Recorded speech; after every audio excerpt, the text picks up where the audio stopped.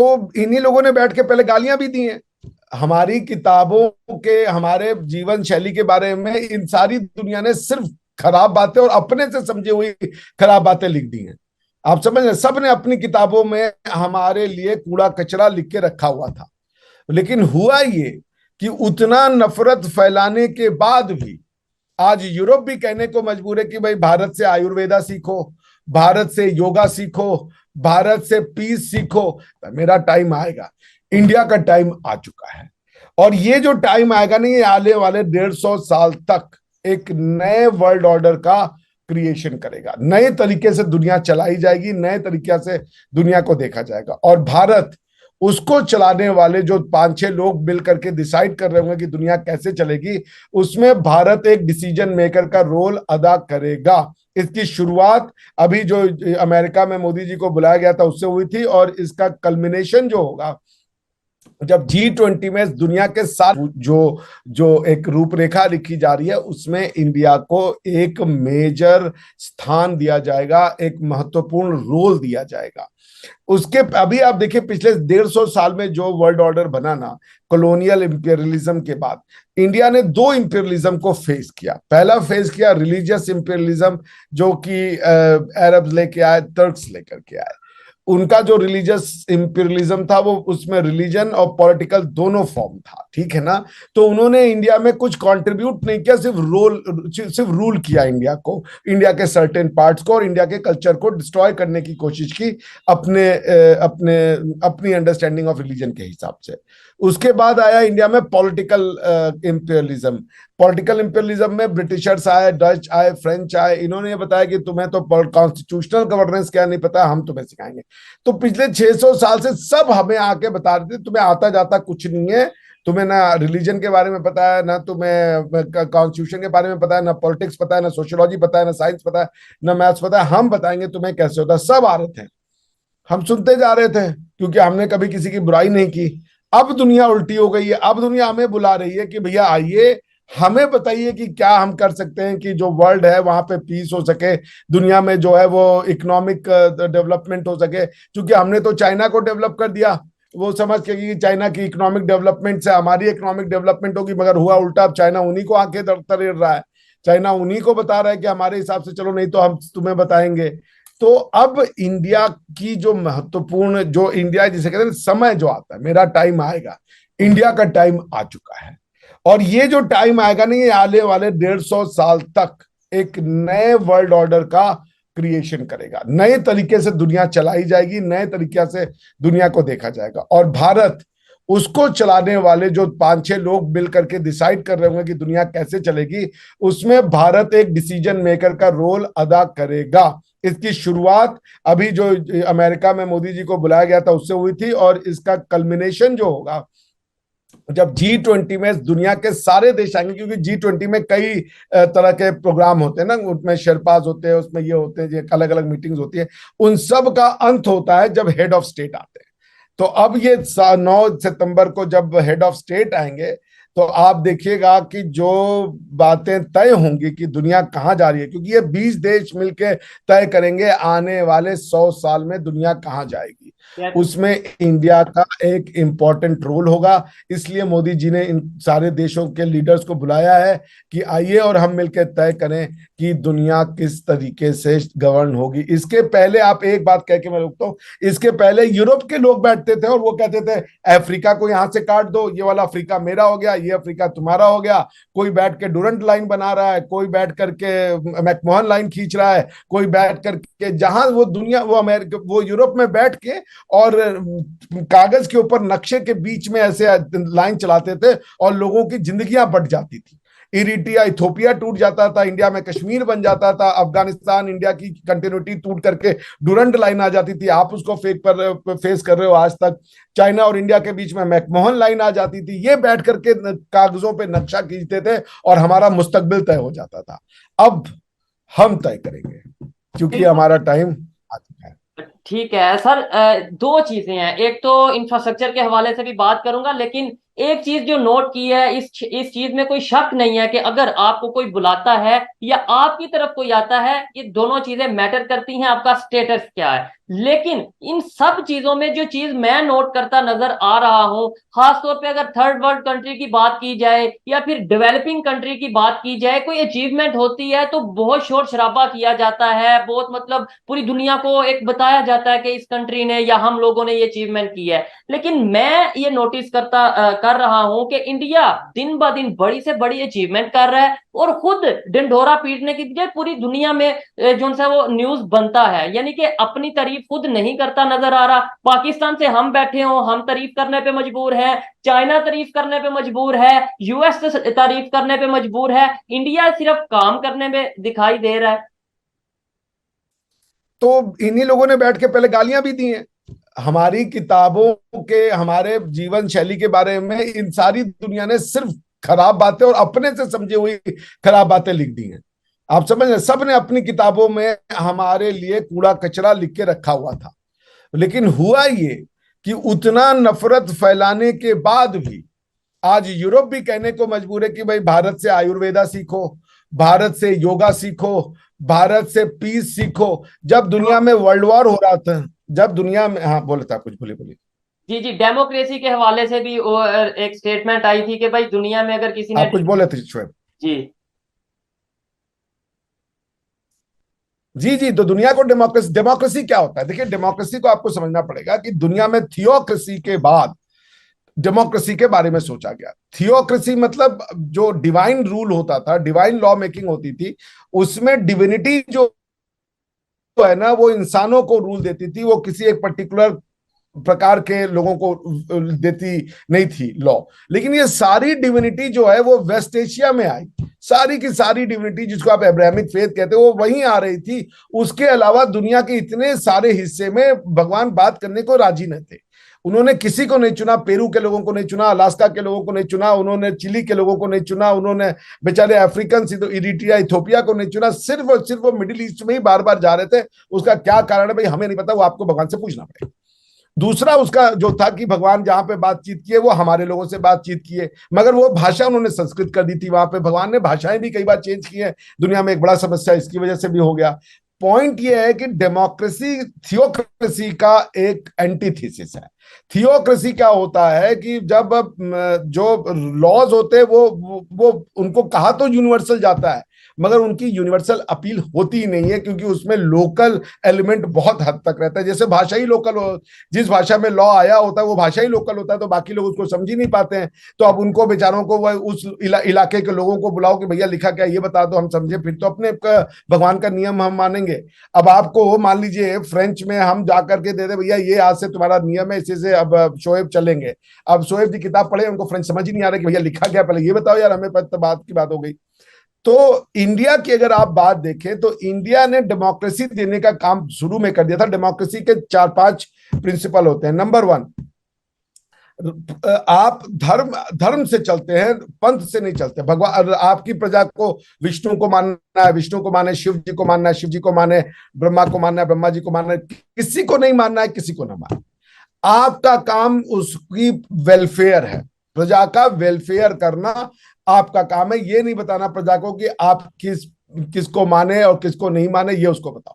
जैसे आप अगर देखें, हमारे यहाँ एक बहुत पहले ही ये कह दिया गया था, स्वास्थ्य प्रजा परिपालयन्तः न्यायेन मार्गेण महिम महिषः गो ब्राह्मणेभ्यः शुभम मस्तु नित्यम लोकाः समस्त सुखिनो भवन्तु। इसका मतलब क्या है? सभी लोगों की भलाई शक्तिशाली नेताओं द्वारा विधि सम्मत और न्याय के साथ हो। अब वो न्याय और विधि क्या है वो उन लोगों को बनाने दीजिए अपनी जरूरतों के हिसाब से। सभी दिव्यांगों और विद्वानों के साथ सफलता बनी रहे और सारा संसार सुखी रहे।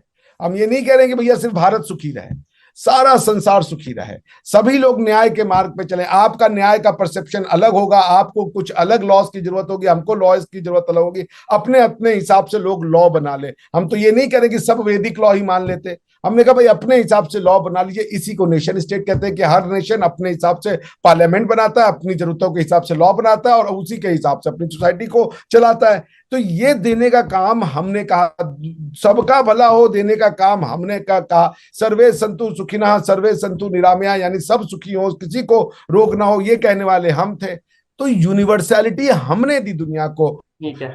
डेमोक्रेसी हमने दी दुनिया को। अब आप, डेमोक्रेसी का क्या मतलब है? Freedom of religion. कोई एक रिलीजन नहीं होगा, जिसको जो मानना है, ये जनता की चॉइस है, जिसको जो मानना हो। तो ये बोलने वाले कौन है कि एकम सत बहुधा विप्राहा वदंती, सत्य एक है, ज्ञानी लोग उसको अलग अलग तरीके से बताते हैं। तो उसमें प्रॉफिट भी जस्टिफाइड हो जाते हैं, ऋषि मुनि भी जस्टिफाइड हो जाते हैं, उसमें सब जस्टिफाइड हो जाते हैं। और हम सत्य को एक कह रहे हैं, लेकिन हम ये कह रहे हैं कि जो अगर कोई उसको दूसरे तरीके से बता रहा है तो वो भी सही है। तो हमारा रास्ता क्या है? हम ये नहीं कहते कि हमारा ही सत्य है बाकी गलत है, हम सर कह रहे हैं लेकिन भैया सब सही है। लेकिन यही आप कह बात रहे आज वो हैं कह रहे हैं। आज डेमोक्रेसी हमारे, दुनिया को आपने दी, लेकिन दूसरे नंबर पे रिलीजियस आजादी आपने के बारे में आपने बताया, लेकिन डेमोक्रेसी के हवाले से भी अक्सर सवाल उठते। और फिर उसके बाद यूसीसी जो अभी रिसेंटली आपका जो सा यूसीसी को लेकर बात की जाए तो इंडिया के मुस्लिम कहते नजर आए कि भाई ये तो हमारी मजहबी आजादी को लिया जा रहा है हमसे, मतलब ये चीजें भी हमने देखी हैं। देखिए वो इसलिए है कि वो डेमोक्रेसी को नहीं समझ रहे ना। इंडियन मुस्लिम जो है वो डेमोक्रेसी को नहीं समझ रहा। डेमोक्रेसी का मतलब है थियोक्रेसी का अपोजिट, समझ लीजिए। डेमो मतलब लोग, और क्रेसी का मतलब शासन, तरीका, ठीक है ना। सो डेमोक्रेसी में आप जब कई प्रकार के लोग रहते हैं, ठीक है ना, आपके यहाँ पे हिंदू, मुस्लिम, क्रिश्चियन, सिख, और आप अपनी स्टेट का कोई रिलीजन नहीं बनाते। आप कहते हो कि भाई हमारा कोई रिलीजन नहीं है, हम एक धार्मिक लोग हैं, हम धर्म से चलते हैं। और धर्म हमारा क्या है कि इंसानों में ये आदत होती है कि वो कोई भी एक थ्योरी को 100% नहीं मानते। जैसे इस्लाम भी आज 1% में, एक इंटरप्रिटेशन नहीं है इस्लाम का। शिया है, सुन्नी है, उसके बाद अहले हदीस है, अहले सुन्नत है, और पता नहीं अलग अलग फिरके बन चुके हैं। तो हमने ये नहीं कहा कि तुम्हें क्या मानना है। अब जब आप थियोक्रेसी में नहीं हो तो जो रूल है वो रिलीजन से नहीं आएगा, फिर एक पार्लियामेंट बनाई जाएगी, वो रूल बनाएगा। अगर आप थियोक्रेसी में रह रहे हो तो फिर वोट मत डालो। अगर आपका विश्वास है कि भाई हमें शरई तरीके से चलना है तो फिर कहो कि भारत के पार्लियामेंट को बम मार के उड़ा दो, क्योंकि भाई हमारे यहाँ लॉ आ चुका है। क्या लॉ बनाओगे जब अल्लाह ताला ने सारे लॉ बना दिए, दीन मुकम्मल कर दिया, तो फिर अब तुम लॉ बनाने का काम कर रहे हो? तुम तो ब्लास्फेमी कर रहे हो, क्योंकि तुम कह रहे हो तुम अल्लाह से भी ऊपर हो। तो आप डेमोक्रेसी में फिर ये वो मत मांगे कि हमें रूल ऑफ लॉ चाहिए, ये मत मांगे कि हमें इलेक्शन चाहिए, ये मत मांगे कि हमें चुनी हुई सरकार और रिप्रेजेंटेटिव चाहिए। कोई चुना हुआ नहीं होगा, आलिम और मुफ्ती उस देश को चलाएंगे, जैसे आपके अफगानिस्तान में होता है, जैसे सऊदी अरेबिया में होता है, यूएई में होता है, कतर में होता है, बहरीन में होता है। ये सारे जो अरब मुमालिक है वहां कोई इलेक्शन नहीं होता, क्योंकि उनको पता है उनका कॉन्स्टिट्यूशन सबने लिखा है, हमारा कॉन्स्टिट्यूशन कुरान है, क्योंकि उनके पास लॉ आ चुके। भाई हम कहते हैं हमारा कॉन्स्टिट्यूशन मैन मेड लॉज का होगा, तो हम लोगों की सुविधा के अनुसार लॉ बनाएंगे। अब यही बात यूसीसी की, चूंकि आपको डेमोक्रेसी में रहना है, थियोक्रेसी में नहीं रहना है, तो डेमोक्रेसी तभी सफल होगा जब एक कॉन्स्टिट्यूशन होगा। क्योंकि चलाने के लिए किताब तो चाहिए ना। तो वो कॉन्स्टिट्यूशन कैसे बनेगा? कॉन्स्टिट्यूशन तब बनेगा जब भारत का मुसलमान ये कहना सीख जाएगा कि जैसे वो कहता है कि हम सुन्नत और प्रॉफिट मोहम्मद सल्लल्लाहु अलैहि वसल्लम की सुन्नत और कुरान में जो लिखा है आंख बंद करके मानेंगे, जो लिखा है मानेंगे, क्वेश्चन करेंगे ही नहीं हम। उनको यही बात कहना पड़ेगा भारत के संविधान के लिए या पाकिस्तान के संविधान के लिए भी। जब जब संविधान आएगा तो लोगों को यह कहना होगा कि इसमें जो लिखा है उसको हम आंख बंद करके मानेंगे, क्वेश्चन नहीं करेंगे, तब वो संविधान सफल होगा। और वो कब सफल होगा? उसके लिए जो कॉन्स्टिट्यूशन बनता है, डेमोक्रेसी तब बनती है जब रिलीजियस बुक में से पॉलिटिकल पावर निकाल करके आप उस कॉन्स्टिट्यूशन में डाल देते हो। तो मुसलमानों को कुरान में से अपनी पॉलिटिकल पावर निकाल के भारत के संविधान में डालना होगा, और यह कहना होगा कि जो भारत का संविधान कहेगा आंख बंद करके मानेंगे। अगर आप ये कहेंगे कि पहले कुरान है बाद में संविधान है, तो जहां जहां पे कुरान और संविधान में टकराव होगा आप कहेंगे ये संविधान तो हम पैर की जूती पे रखते हैं, जो अब पाकिस्तान में होता है। हर कोई कहता है कि हम संविधान को पैर की जूती में रखते हैं, लेकिन उनको इलेक्शन भी चाहिए, डेमोक्रेसी भी चाहिए, फ्रीडम भी चाहिए।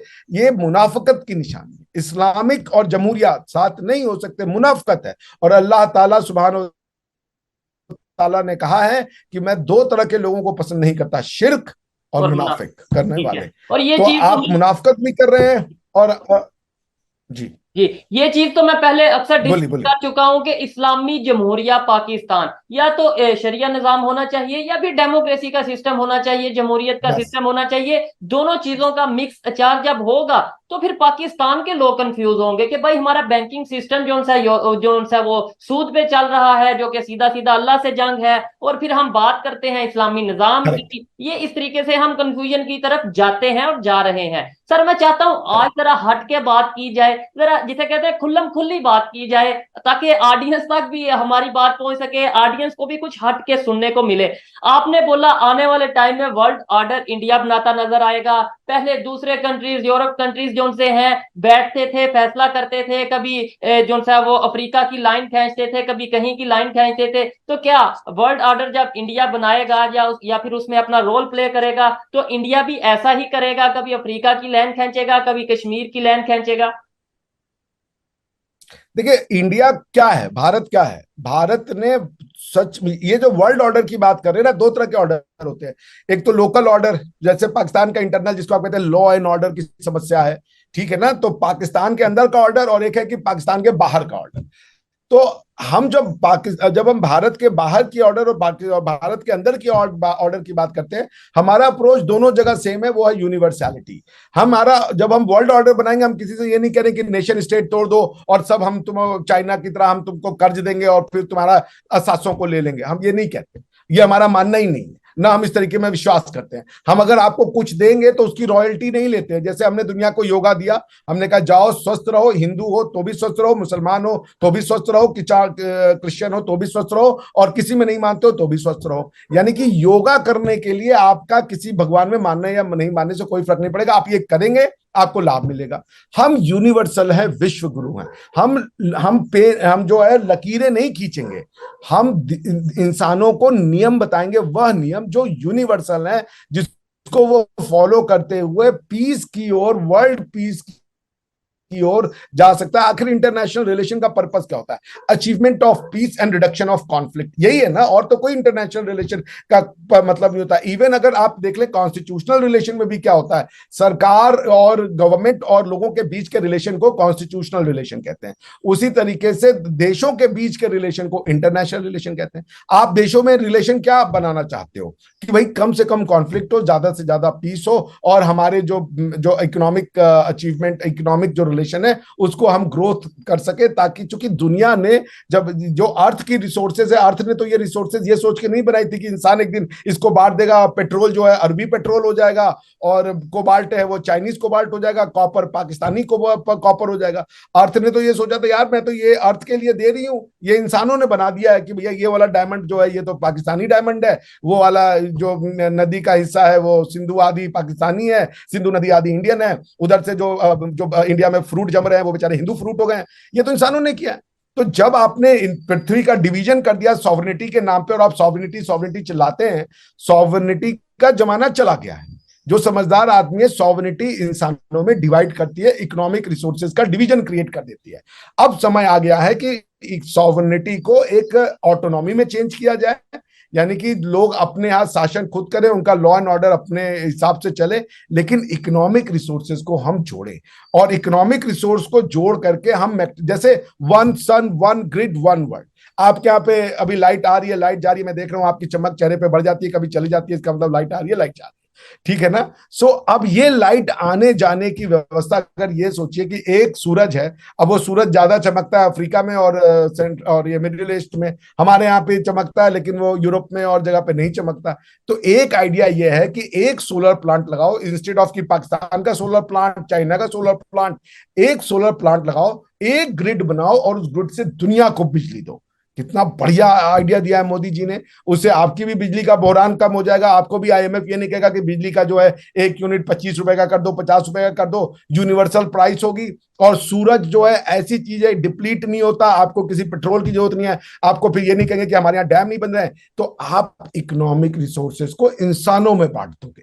तो ये सॉवरेनिटी का जमाना जा चुका है, इंटर डिपेंडेंस का जमाना आ चुका है, और भारत एकमात्र ऐसी फिलॉसफी है जो सबको साथ लेकर चल सकती है। क्योंकि हम ये नहीं कहते कि हम बेहतर हैं, हम ये कहते हैं कि भाई आप भी बेहतर हो, हम भी बेहतर है। दुनिया में एकमात्र देश भारत है जो कहता है भारत की बात सबकी बात, भारत की बात पाकिस्तान की बात, भारत की बात अमेरिका की बात, सबकी बात। इस ऐसे ही है। दुनिया को अब ये बात समझ में आ रही है। हम ये लोग तो आए तो हमें कहते थे अरे यार एक भगवान है, तुम ये 50 तरीके के भगवान क्यों मानते हो, छोड़ो इसको। आज पूरा यूरोप चिल्ला चिल्ला के कह रहा है freedom of religion, freedom of religion, सबको जो मानना है मानो। हम तो शुरू में कह रहे थे भैया तो हमें क्या मारने आ गए तुम इस बात के लिए, हमें तुम मारने आ गए कि भैया तुम्हें नहीं पता है, तुम तो पेगन हो। आज ये कह रहे हैं फ्रीडम ऑफ रिलीजन है, जिसको जो मानना है वो मानो। तुम्हारी बात मान ली होती तो हमारे भैया ये जो 1-1.5 लाख लोगों को मार दिया तुमने मुफ्त में बिना किसी बात के, अपनी गलत फिलॉसफी के लिए बच जाते ना।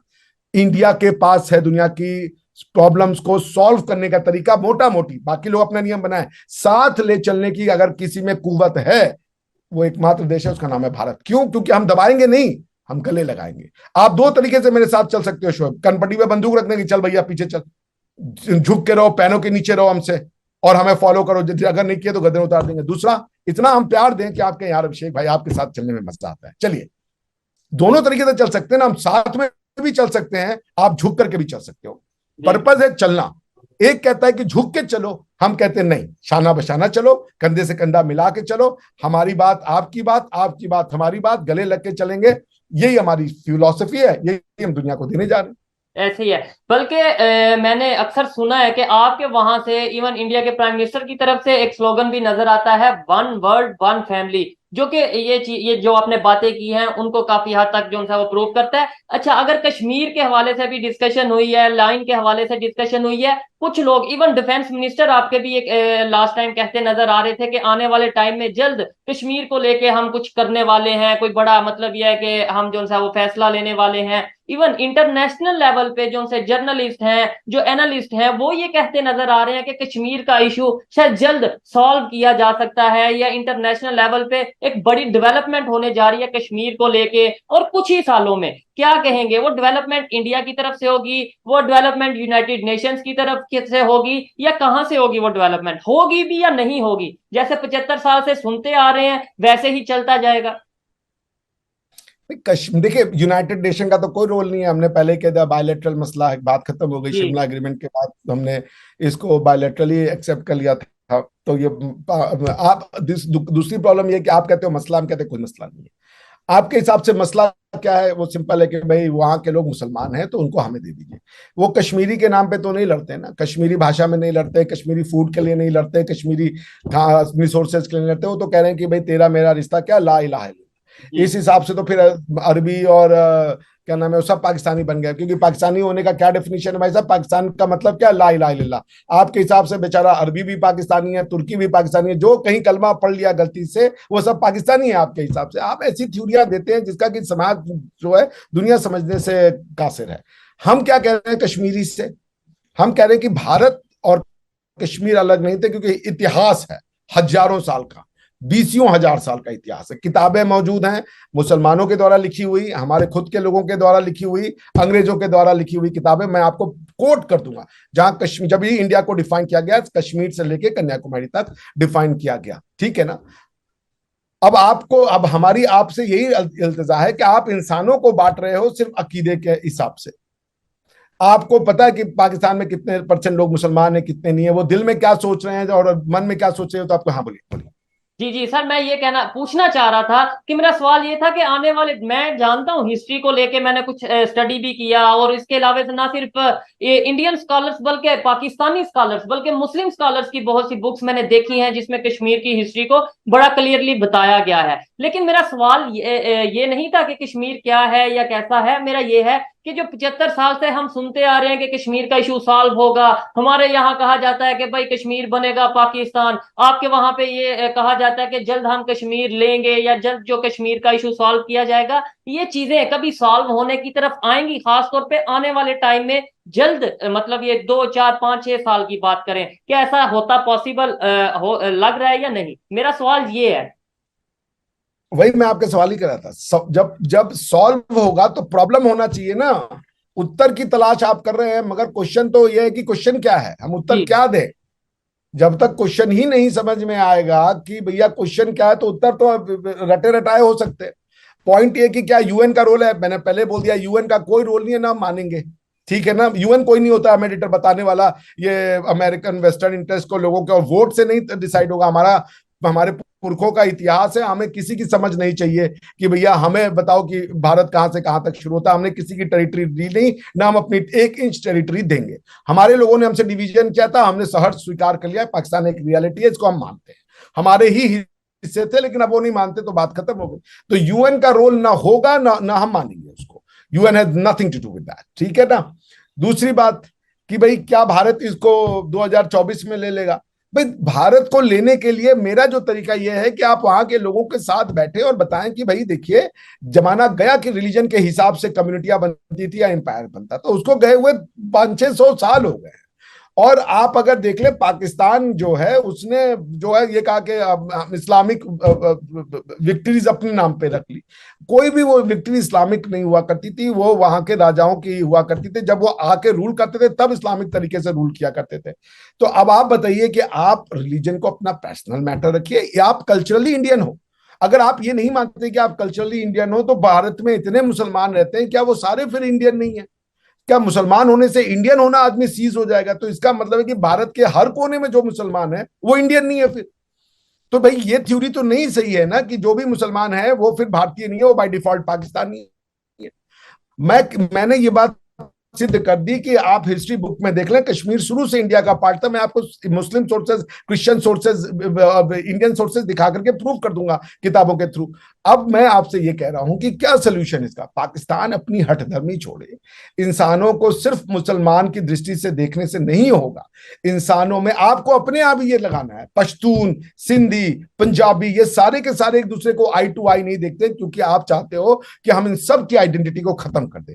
आप चाहते हो कि पाकिस्तान की आइडेंटिटी को हम बनाए, और पाकिस्तान की आइडेंटिटी क्या है कि कलमा पढ़ लिया आपने तो आप पाकिस्तानी बन गए, और सबकी भाषा आपने उर्दू कर दी है। इसी वजह से आपसे कश्मीर, ये बांग्लादेशी टूट के चलेगा, फिर भी आप नहीं समझने को तैयार हो। आप कश्मीरी की लड़ाई, आप क्या, एक आदमी जो कश्मीर की बात करता है उसको कश्मीरी नहीं पता है, कश्मीरी कल्चर नहीं पता है, वहां डोगरे थे, वहां बुद्धिज्म था, वहां सब कुछ था, आपको कुछ नहीं पता, आप कश्मीर की लड़ाई खाली इस्लाम के नाम पे लड़ते। तो मैं आपसे कह रहा हूं कि इसका क्या सोल्यूशन है? अगर हम आपकी बात से, क्योंकि सोल्यूशन तो हम तो कह रहे भाई वो हमारा पार्ट है। इवन यूनाइटेड नेशंस ने भी कह दिया जब आप घुस के आए थे कि भाई आप अपनी सारी सेनाएं हटा लो, जो यूनाइटेड नेशन की